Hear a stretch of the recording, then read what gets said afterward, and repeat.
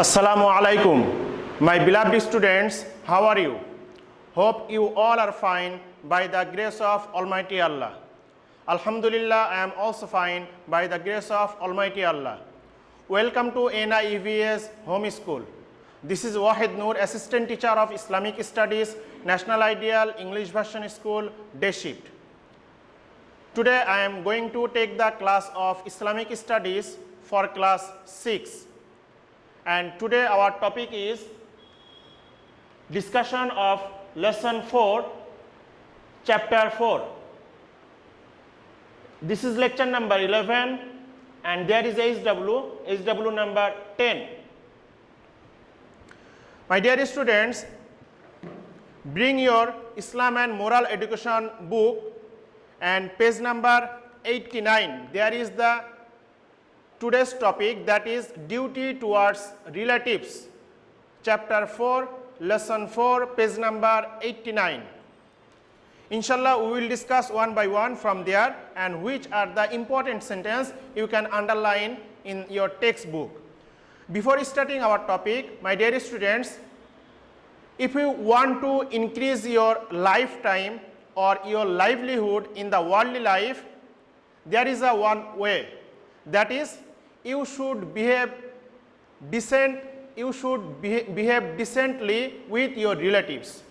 Then Almighty Allah will increase your lifetime and livelihood. It's not I am telling from myself.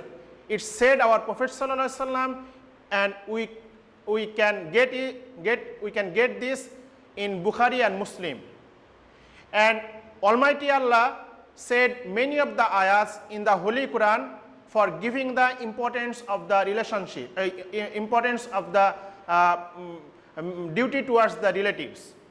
Students, those are the old students, they know in our memorizing part already you learned one hadith, that is La yadkhulul jannata qati'u rihmin. I hope you remember what they are said in that hadith. La yadkhulul jannata qati'u rihmin. It means they will not enter the Jannat, those are cutting the relationship with the relatives. So it's very clear we cannot cut off the relationship with the relatives because this is too much important in our life. So that topic we will discuss inshallah. So let's start. At first, the description.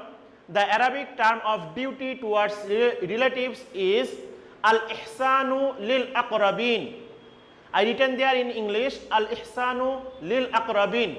Students, you will not get this Arabic in your book, but I just collected. It means responsibility towards relatives. So al-ihsanu lil aqrabin means duty towards relatives or responsibility towards relatives. The word relative in English is called atmiyo, has evolved. Evolved means originated from the word soul, atma. Students, for better understanding, I written in Bengali. You can see from the atta coming the attiyo. So those are attiyo. With each other, they have the connection with soul or with the heart. That's why the attiyo came from the atta. Now the definition. I written there three type of definition. You can choose any one. Number one, anybody related to the soul is called a relative. Then, or you can write this definition, when people become intimate. Intimate means close or familiar. When people become intimate in life, they are relatives. So this is the second one. And then third number is, or you can choose this definition according to the Islam, those who are primarily eligible for getting rights after parents and children, they are called relatives. So for example, brothers, sisters, uncles, aunts or grandparents or any other intimate ones. So from the definition we are clear. So with whom we have the connection with the soul, with the heart, all of them, they are our relatives, and they can be our brothers, sisters, or our others relatives. Those have the intimate connection. Now, the duty towards relatives in the Islamic society.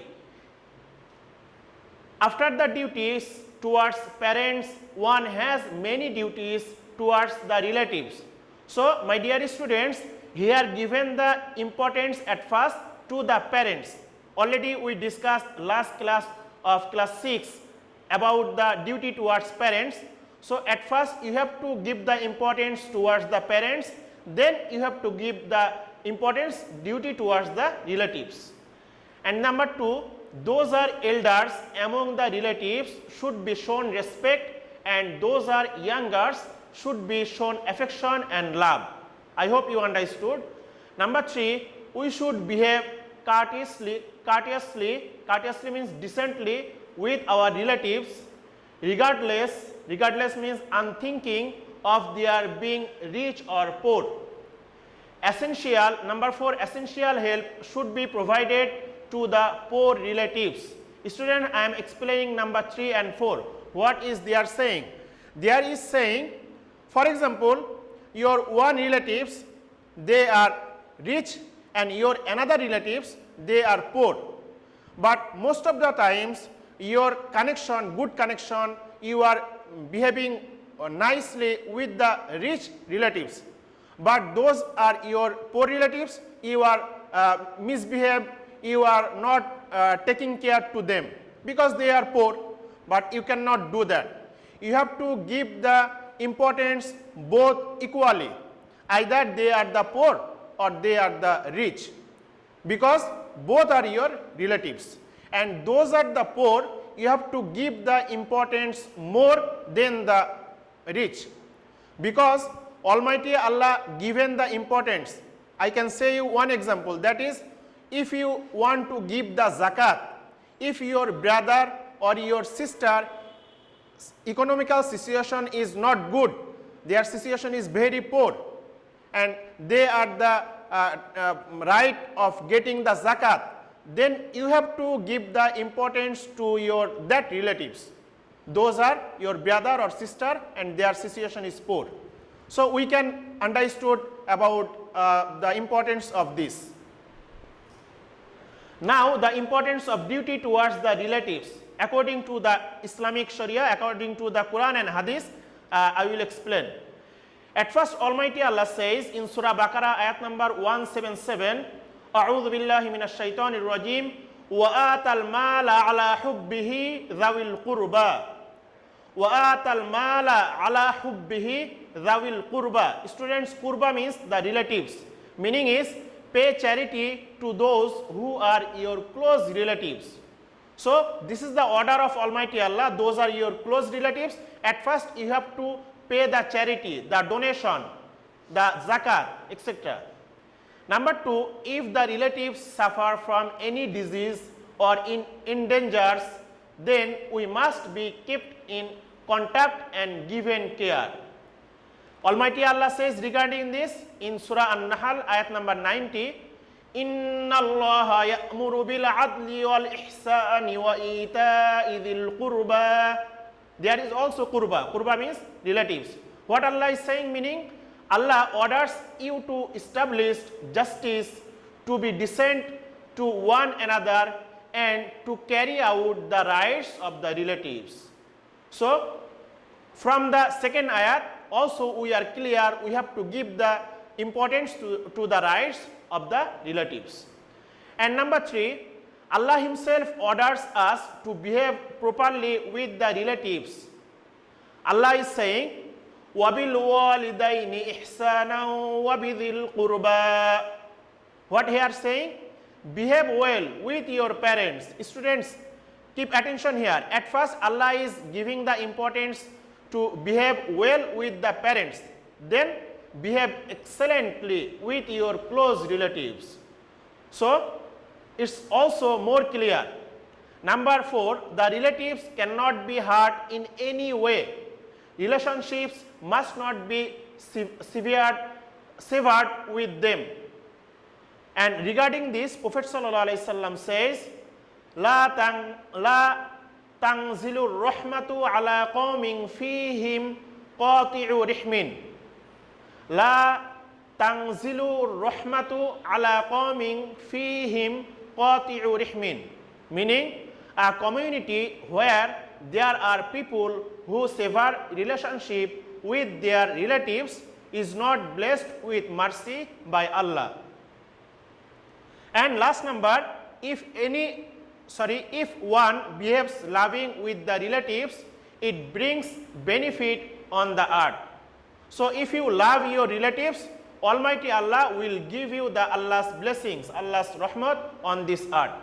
So regarding this, Prophet sallallahu alaihi wasallam says, the person who wishes that his livelihood and lifetime will be increased should behave decently with the relatives. Bukhari and Muslim. My dear students, I said this hadith at first, beginning of the classes. So from that ayat and hadith, we are clear how the importance for the connection, for the well connection, keep our well connection with the relatives. If any of the situation, it can be misunderstanding with the relatives, but we shouldn't cut off the relationship. Sometimes we can be patient, sometimes we can be polite, and we will at first phone to them how they are, what's going on their situation. Then Allah will be happy at first to us. And last, another important information, that is, the relatives cannot be helped or assisted if they do any evil deed. Rather, it is our responsibility to stop them from doing anything wrong. I am clearing it. My dear students, for example, your one relative, they are not doing the good activities. They are involved in the drugs addiction, or they are involved in the cheating or robbery or any kind of things. But you know that. After that, you cannot misbehave with them. You have to make them understand it is not good. You have to make it clear what you are doing. You have to face the Almighty Allah in the next life. Then also you will pray to Almighty Allah for showing the right way for them. You will pray. Then inshallah, one by one, Allah can give them Allah can show them the right way. But you cannot misbehave with them, or you cannot cut off the relationship. Sometimes you can talk to them nicely. So those are doing the bad deeds, those are involved in the bad deeds among your relatives, you can connect with them, but you cannot support their bad activities ever and never.